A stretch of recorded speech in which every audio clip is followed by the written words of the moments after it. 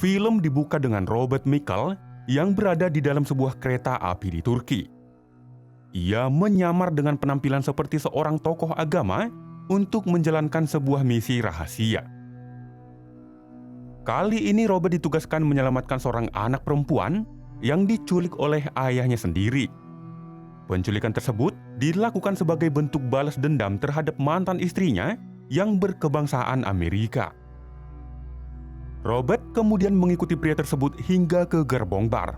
Di sana, ia sempat berbincang dengan pria itu dan secara belak-belakan menyampaikan maksud kedatangannya. Tentu saja pria itu merasa tersinggung, lalu memerintahkan para pengawal bayarannya untuk menghabisi Robert. Namun Robert bukanlah tandingan mereka, sehingga ketiganya langsung dilumpuhkan hanya dalam sekejap.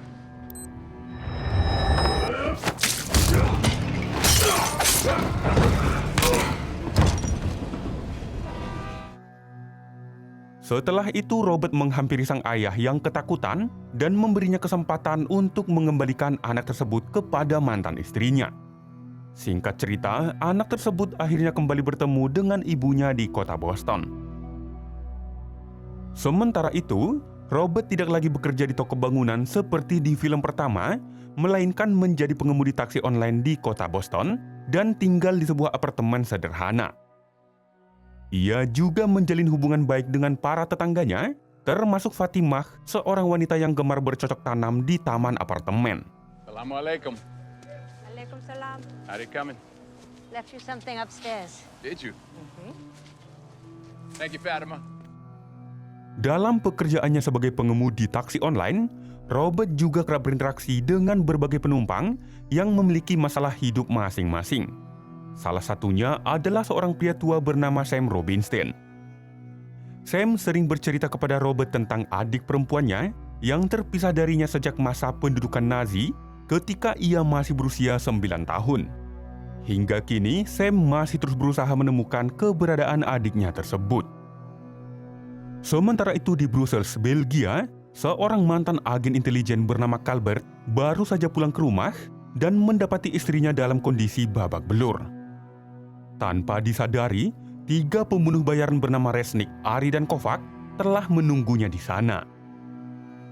Mereka kemudian membunuh pasangan suami istri tersebut dan merekayasa tempat kejadian. Semuanya dibuat seolah-olah Calbert membunuh istrinya sebelum akhirnya mengakhiri hidupnya sendiri. Hey, look at me. Open your mouth.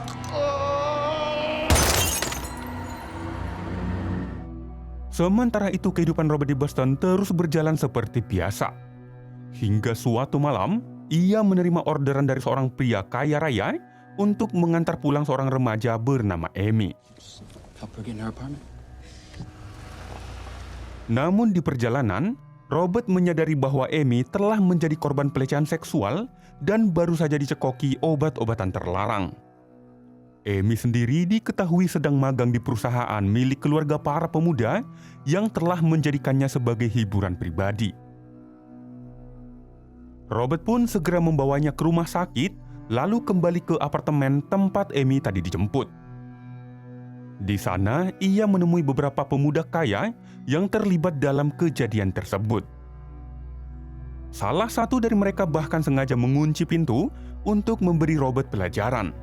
Namun justru Robertlah yang mengajar mereka hingga babak belur dan sengaja membuat tangan dan kaki mereka patah hingga akan mengalami cacat permanen. You knocked on the wrong door tonight, Pops.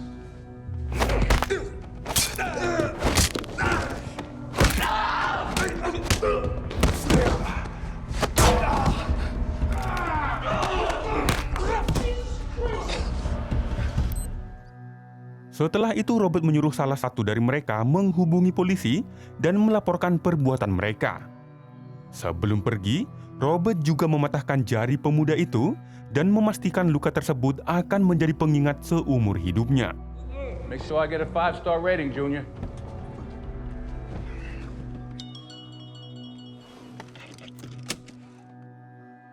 Sesampainya di apartemen, Robert mendapati Susan sudah menunggunya.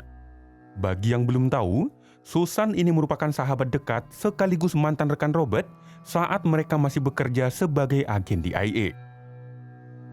Malam itu bertepatan dengan hari ulang tahun mendiang istri Robert, sehingga Susan sengaja datang untuk menemani sahabatnya yang masih larut dalam kesendirian. Mereka menghabiskan waktu dengan makan malam sambil mengenang masa lalu. Setelah itu Robert mengantar Susan menuju bandara. Namun sebelum berpisah, Susan kembali mengingatkan Robert agar mulai menjalani hidupnya dan tidak terus mengasingkan diri dari dunia. Keesokan paginya Robert mendapati kebun tetangganya Fatimah rusak dan tembok apartemen dipenuhi coretan. Ia pun berinisiatif membersihkannya hingga seorang pemuda bernama Miles Whittaker datang menawarkan bantuan. Setelah tawar-menawar harga, Robert setuju membayar Miles dengan syarat ia tetap rajin kuliah dan menjauhi pergaulan dengan para gangster jalanan. Sementara itu Susan bersama Dave York, mantan rekan Robert, mengikuti rapat online dengan pihak intelijen untuk membahas kematian Calvert dan istrinya di Belgia. Mereka kemudian diminta untuk langsung menyelidiki kasus tersebut. Awalnya pihak kepolisian menduga kematian pasangan itu merupakan tindakan pembunuhan yang diikuti bunuh diri. Namun saat memeriksa TKP, Susan menemukan sejumlah kejanggalan yang mengejutkannya karena pola pembunuhan itu tampak familiar baginya. Susan, you okay? Yeah. Merci. Dave juga memberitahu bahwa hasil penyelidikan menunjukkan Calvert tidak memiliki masalah keluarga. Rekeningnya aman, email dan pesan WhatsApp-nya tidak menunjukkan sesuatu yang mencurigakan. Calvert juga tidak menunggak pay letter, tidak suka main judol ataupun terlilit pinjol. Intinya, kehidupan Calvert ini nyaris sama persis dengan kepribadian admin Sun Channel. Namun entah kenapa, Susan tampak ingin buru-buru pulang. Saat memasuki lift bersama Dave, sekelompok orang yang berada di dalamnya langsung menekan tombol lantai 16, tempat kamar Susan berada. See you downstairs at 6. You got it. Begitu memasuki kamar hotelnya, Susan langsung diserang oleh dua orang yang hendak merampoknya. Ia sempat melawan, tetapi kedua perampok itu justru menghabisinya. Di sisi lain, Robert yang sedang bersama Miles tiba-tiba mendapat kabar bahwa Susan telah dibunuh. Robert pun langsung berangkat ke Washington DC untuk menghadiri pemakamannya. Namun ia memilih duduk dari kejauhan karena anggota intelijen lainnya masih menganggap dirinya telah meninggal. Setelah pemakaman selesai, Robert menemui Brian, suami Susan. Dari percakapan mereka, Robert mengetahui bahwa Susan tidak pernah mengenakan perhiasan berharga, baik gelang maupun jam tangan.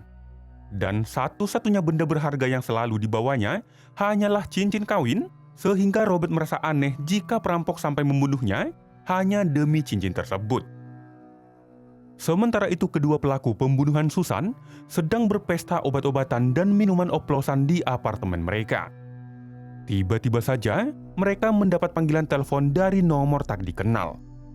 Namun ketika panggilan itu diangkat, radio di ruangan mereka langsung meledak hingga menewaskan keduanya.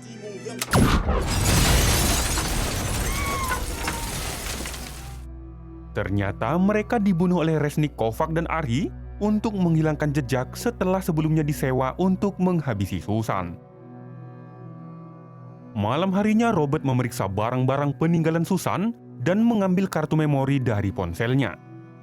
Ia juga memeriksa rekaman CCTV yang memperlihatkan Susan dan Dave ketika berada di dalam lift hotel.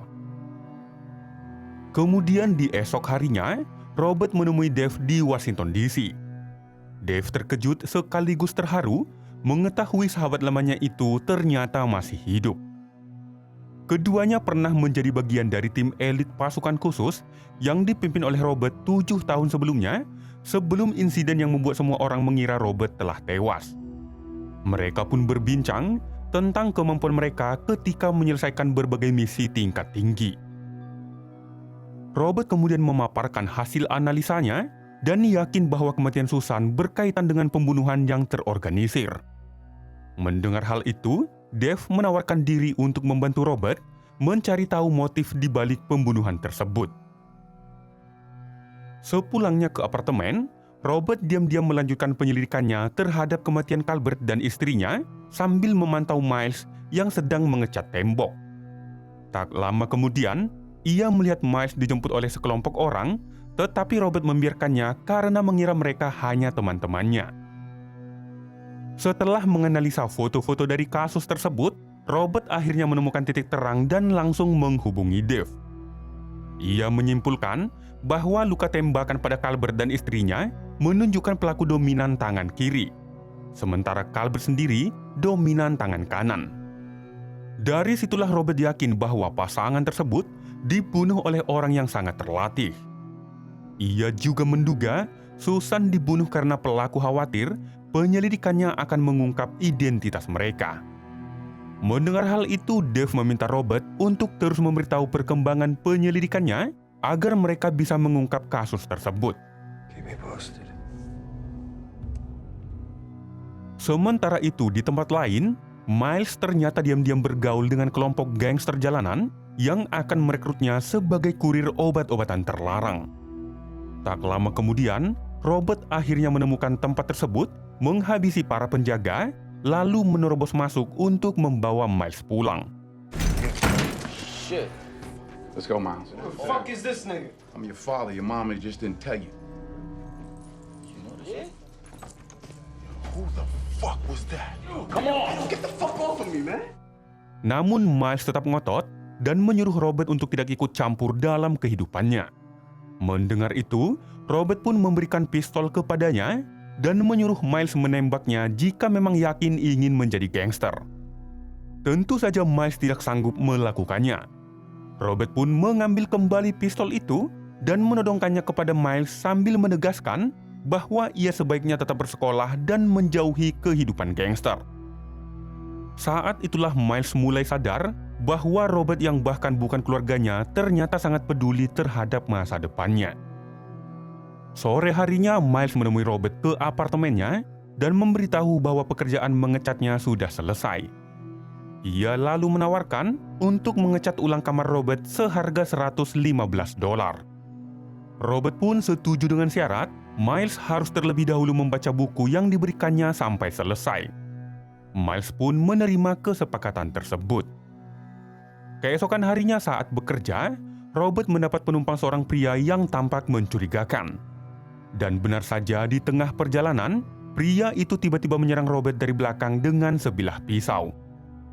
Dalam perkelahian tersebut, Robert sengaja mengemudi secara ugal-ugalan untuk menghindari serangan. Hingga pada akhirnya, ia berhasil menghabisi pembunuh bayaran tersebut.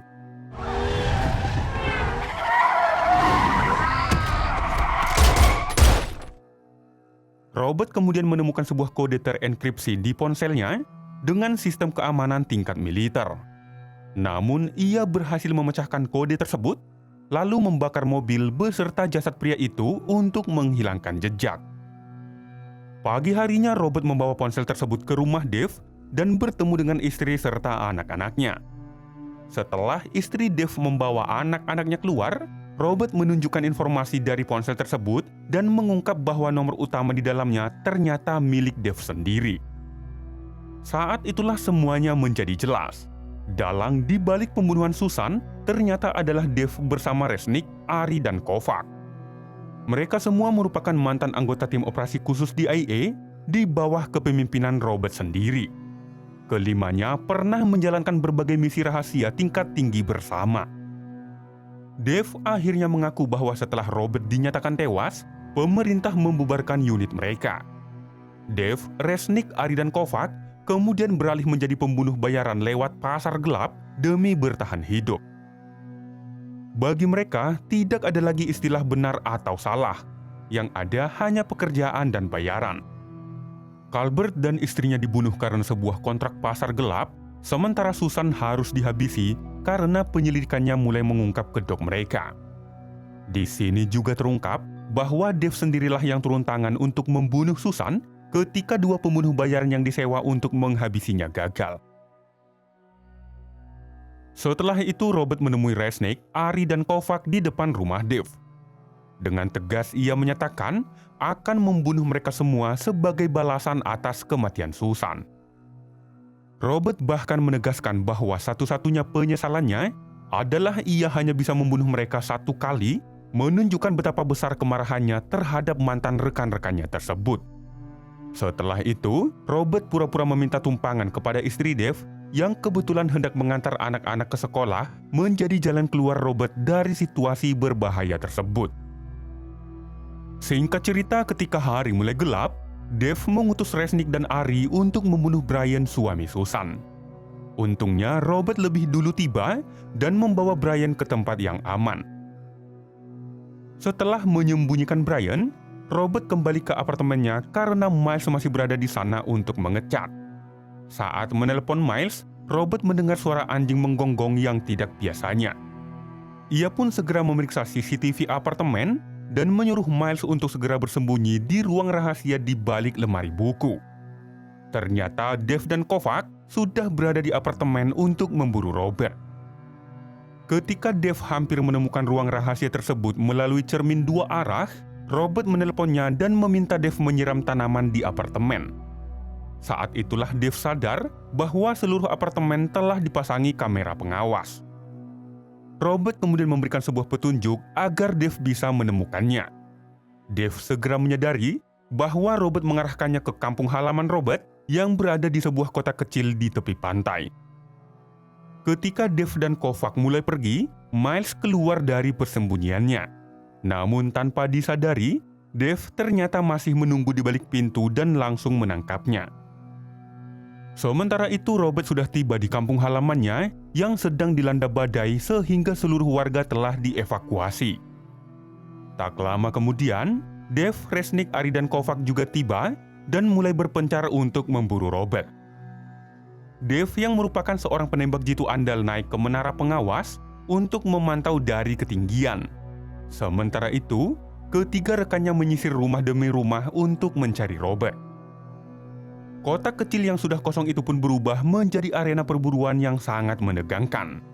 Meskipun Dave sangat ahli sebagai penembak jitu, Robert jauh lebih menguasai medan sehingga ia mulai memburu mereka satu persatu secara diam-diam. Robert menargetkan Kovac menjadi korban yang pertama. Ia sengaja memancingnya masuk ke sebuah bengkel dan menghabisinya menggunakan tombak panah. Kovac, come back! I'm going in! Going in! York, you got eyes on them?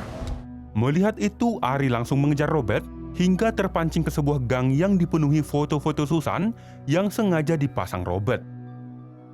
Di sana, Robert muncul dan langsung menyerangnya dengan dua bilah pisau hingga merobek dada dan lehernya.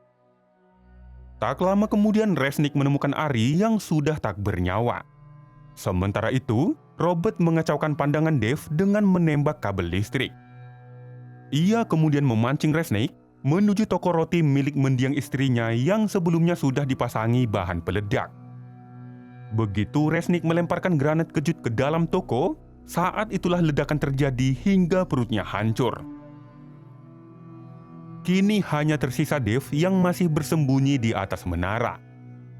Ia kemudian mendapat panggilan radio dari Robert yang menegaskan bahwa dirinya akan menghabisi Dave. Namun Dave mengungkap bahwa ia telah menyandera Miles di dalam bagasi mobil. Ia mengancam akan membunuh Miles jika Robert tidak segera menunjukkan diri. Robert pun lebih dulu menembak ban mobil tersebut, membuat tembakan Dave meleset dan justru mengenai kaki Miles. I took the chance that he matters.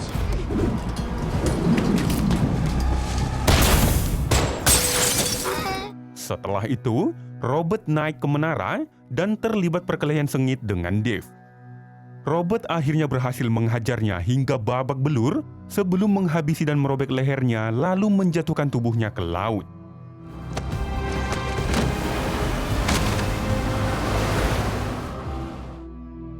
Robert kemudian membebaskan Miles dan membawa ke rumah lamanya untuk menghentikan pendarahan di kakinya. Di sana Miles melihat foto-foto Robert saat masih menjadi tentara, termasuk foto dirinya bersama mendiang istrinya Vivian. Beberapa hari kemudian Miles kembali menjalani kehidupannya sebagai pelajar dan menggambar sosok pahlawan yang terinspirasi dari Robert. Sementara itu, Fatimah kembali bercocok tanam di taman apartemen sambil senyum-senyum memandangi lukisan mural yang dibuat oleh Miles. Di sisi lain, Sam, si pria tua yang sering menjadi penumpang Robert, akhirnya bertemu kembali dengan adik perempuannya bernama Magda. Semua itu tidak lepas dari bantuan Robert yang diam-diam terus membantu semua orang di sekitarnya. Dan film pun bersambung. Jadi itulah alur cerita film The Equalizer 2 2018 guys. Semoga kalian suka dengan penyampaian saya yang seadanya ini. Bagi yang ingin menonton kelanjutan filmnya, kalian bisa cek link di kolom deskripsi atau playlist yang sudah saya sediakan. Film ini mengajarkan kita satu hal penting. Berhati-hatilah kepada orang yang memiliki akses ke sikat gigimu karena kita tidak pernah tahu apa yang mereka lakukan saat kita sedang tidak melihat. Mohon maaf jika ada kesalahan maupun kekurangan dalam video ini. Sekian dari Sun Channel, terima kasih telah menonton dan sampai jumpa di video berikutnya. Bye.